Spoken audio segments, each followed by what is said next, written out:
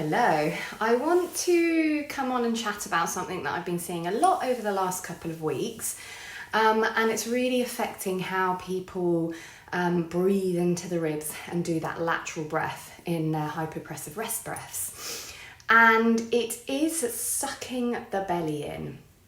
So especially when we come up to a seated position in hypopressives, I notice a lot of people, and myself included, will suck the belly in and they won't let it relax. So it looks like this, and we want it to relax. So what that does is it often prevents us being able to breathe around the ribs because we've got contracted abdominal muscles that are preventing the diaphragm from fully descending. So I'm going to show you what that looks like, because it can look like the belly drawing in as we inhale, because we're doing a forced active rib stretch rather than inhaling round the ribs. So I'm going to do it in this seated position because this is the position I most often see it in. So first of all, I'm going to do a breath where I actively stretch the ribs rather than breathe into them. And you're going to see what happens to my belly and what happens to this area up here. So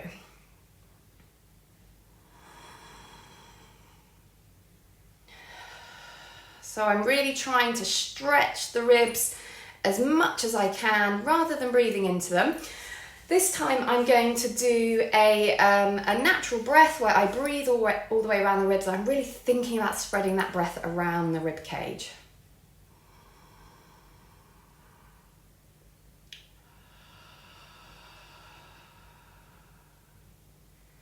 So I'll do another one of those.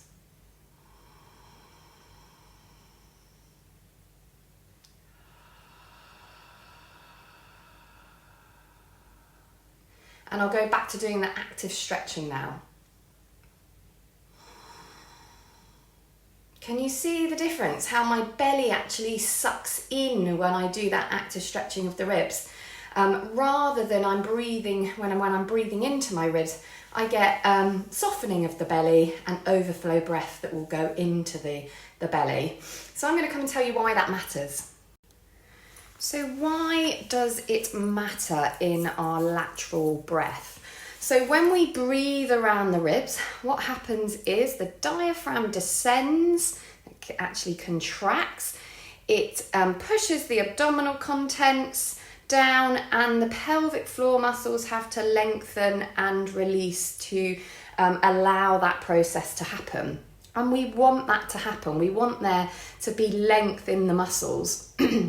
When we do an active stretching of the ribs on the inhale and get that drawing in of the belly, what we're doing is we're decreasing volume in the abdominal cavity, and the diaphragm can't descend as much. So we don't get that lengthening in the pelvic floor muscles.